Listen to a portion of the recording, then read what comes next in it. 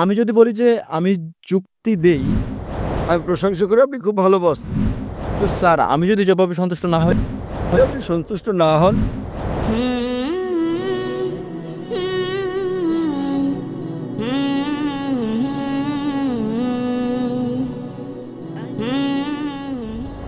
শুভ সন্ধ্যা doctor Zakir এবং যারা উপস্থিত আছেন। আমার কোনো কিছু বলার আগে আমি কেবল বলতে চাই, আমি যা জিজ্ঞেস করছি তাতে কাউকে অসম্মান করা আমার লক্ষ্য নয় এবং সবার কাছে আমি খুবই তরুণ। তাই কিছু বেঠিক বললে আমাকে ক্ষমা করবেন। আমার প্রশ্ন হচ্ছে, যতদূর আমি দেখেছি এবং জেনেছি, আমার চতুর্পাশে আমি দেখেছি ইসলাম প্রতিমা পূজায় বিশ্বাস করে না। তাই আমি জানতে চাই প্রতিমা পূজায় বিশ্বাস না করার কারণ কি? এটা আমার প্রথম প্রশ্ন। ভাই প্রশ্ন করলেন যে তার বিশ্বাস মতে ইসলাম প্রতিমা পূজায় বিশ্বাস করে না। কেন ইসলাম প্রতিমা পূজায় বিশ্বাস করে না? যে কারণে ইসলাম প্রতিমা পূজায় বিশ্বাস করে না তা হচ্ছে এটা নিষিদ্ধ। পয়েন্ট নাম্বার 1, আপনি ঈশ্বরের প্রতিমা বানাতে পারেন না। ঈশ্বরের প্রতিমা বানালে আপনি ঈশ্বরকে অবমাননা করলেন। ধরেন আপনি প্রতিমা বানালেন এবং ধরেন প্রতিমাটা পড়ে গেল, প্রতিমাটার কি হলো? সেটা ভেঙে গেল। যদি প্রতিমা নিজেকে সাহায্য করতে না পারে, কিভাবে আপনাকে সাহায্য করতে পারবে? স্যার, কিন্তু এখানে আমার পয়েন্ট হচ্ছে, যদি ঈশ্বরের প্রতিমা থাকে সেটা আসল ঈশ্বর না হতে পারে যিনি বিরাজমান। কিন্তু এটা আমাকে তার প্রতি উপাসনায় সহায়তা করে, প্রার্থনায় মনোযোগ বাড়িয়ে দেয়। যদি এটা সাহায্য করে আসল প্রার্থনায় মনোযোগ বাড়াতে, আপনার কি ধারণা এটা কি ঠিক? ভাই বলছেন যে সে প্রতিমা যদি ঈশ্বরের প্রতি মনোনিবেশে সহায়তা করে, সেটা কি তার জন্য ভালো নয়? কিন্তু ঈশ্বর যখন বলছেন আমার প্রতিমা বানিও না, তবুও কি আপনি বলবেন এটা স্রষ্টাকে মনোনিবেশে সাহায্য করে? এটা কি ঠিক না ভুল?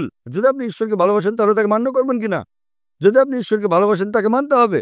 ধরুন আপনি একটা কোম্পানিতে কাজ করেন এবং বস আপনাকে বলছেন যথাসময়ে অফিসে আসুন। আপনাকে ঠিক 10টায় আসতে হবে।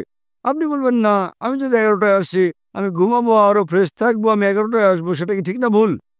সেটা ভুল। এরপর কিছু লোক আসলো 10টায়, কেউ 11টায়, কেউ বা আবার আসলো 12টায়। না কিন্তু আপনি জানেন আমি ভালো কাজ করতে পারি। কেউ আসলো 1টায়, আবার কেউ আসলো 2টোর সময়। আপনার কি ধারণা কোম্পানিটি ভালো চলবে?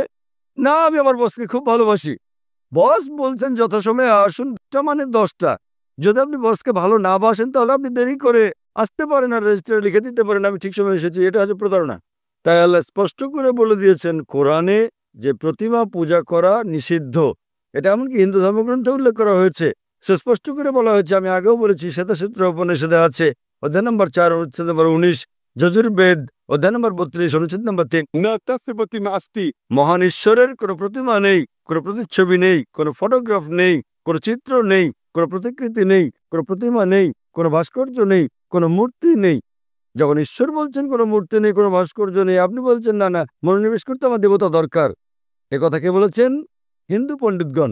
যখন আমি পণ্ডিতকে বলি যে এটা স্পষ্ট করে লেগেছে বেদে পূজা করা ভুল, তারা বলেন না, প্রথম দিকে যখন আমি প্রাথমিক ধাপে থাকি, নিম্ন পর্যায়ে আমার প্রতিমা পূজা প্রয়োজন মনোযোগের জন্য। যখন আপনি উচ্চ স্তরে, উচ্চ সচেতনতার স্তরে পৌঁছান তখন আর প্রতিমা দরকার নেই। তাই আমি হিন্দু পণ্ডিতদের বলি, মুসলিমরা ইতোমধ্যে সচেতনতার উচ্চ স্তরে পৌঁছে গেছে।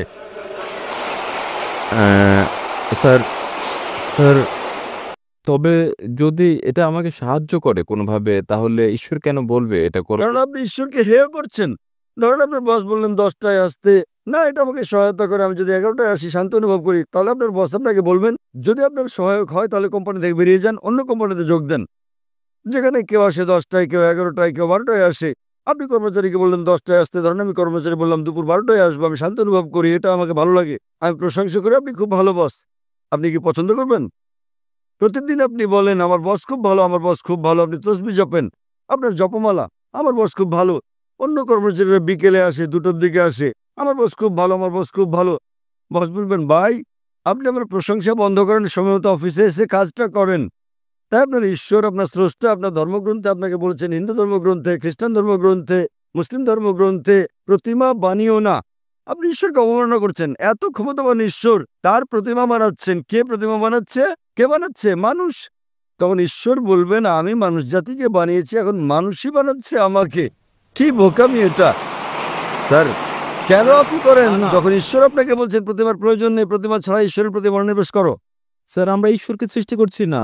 আমরা যখন প্রতিমা গড়ি এবং আমি আমি ভাবি আমরা তাকে হেয় করছি না। যখন আমরা প্রতিমা বানাই এটা কেবলই তার একটি আকৃতি বানানো এবং আমার ধারণা এটা তারই অংশ বিশেষ। যদি এটা সেখানে আপনাদের থাকে না। বেদে উল্লেখ আছে?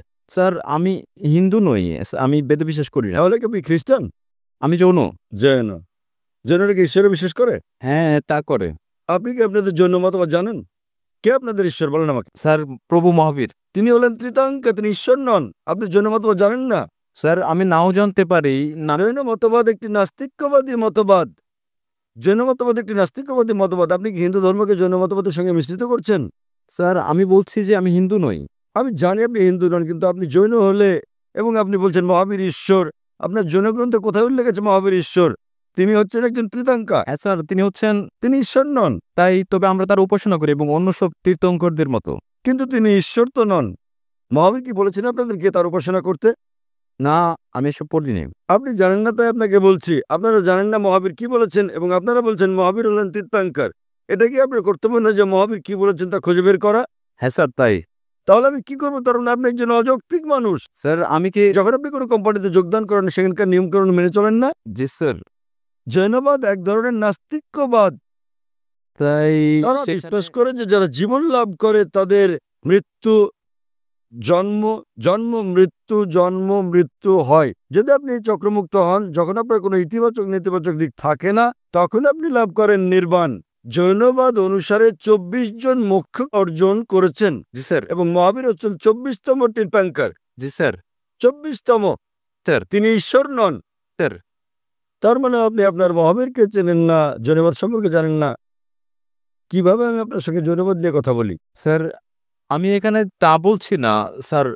আমি যা জানতে চাই তা হচ্ছে যে প্রতিমা পূজা। স্যার যা আপনি বলছেন স্যার কোরআনে প্রতিমা পূজা ভুল একথা উল্লেখ করার কোরআনে কারণ উল্লেখ কি? আছে, বাইবেলে উল্লেখ আছে। না, এটা উল্লেখ আছে, কোরআনে উল্লেখ আছে, বাইবেলে উল্লেখ আছে, হিন্দু ধর্মগ্রন্থে যে প্রতিমা পূজা করা ভুল। তাহলে কোথা থেকে আপনি এই দর্শন পেয়েছেন? স্যার স্যার আমার বক্তব্য হচ্ছে আমার পয়েন্ট হচ্ছে যে যেখানে আমরা ধরে নিচ্ছি যে যদি কোরআন হয় আসলে ঈশ্বর যা বলছেন তাহলে তার মানে মানে সেজন্যই প্রতিমা পূজা ভুল। আমি যদি বলি যে আমি যুক্তি দেই হতে পারে তা একটি পয়েন্ট ছাড়া যুক্তি।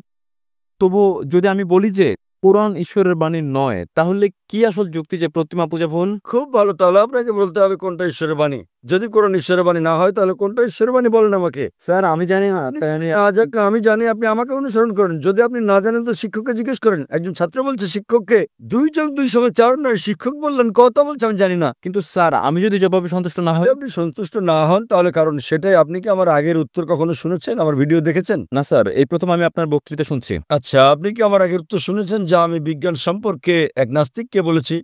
আপনি কি মনোযোগ দিচ্ছেন? স্যার হতে পারে সে সময় আমি হলে ছিলাম না। আপনি কি সে উত্তরটা হচ্ছে, যদি আপনি না থেকে থাকেন আমি অনুরোধ করি আপনি যান এবং দেখুন আমার ভিডিও ক্যাসেট কোরআন কি আল্লাহর বাণী, আমার ডিভিডি। ওকে নামটা কোরআন বলবেন? কি নামটা কি আবার বলবেন? কোরআন কি ঈশ্বরের বাণী? কোরআন কি ঈশ্বরের বাণী? এবং ইনশাল্লাহ যদি আপনি মুক্ত মনে এটা দেখেন, আপনি ইনশাল্লাহ গ্রহণ করবেন যে কোরআন ঈশ্বরের বাণী এবং বিশ্বাস করবেন ঈশ্বর একজন, যার কোনো প্রতিমা নেই, এবং ইনশাল্লাহ আপনি এটা গ্রহণ করবেন। তাই যান এবং দেখেন ডিভিডিটা, এটা 4 ঘন্টার ডিভিডি। এবং ইনশাল্লাহ আপনার কোনো জিজ্ঞাসা থাকলে আপনি আমাকে লিখতে পারেন আমার ইমেলে zakir@irf.net।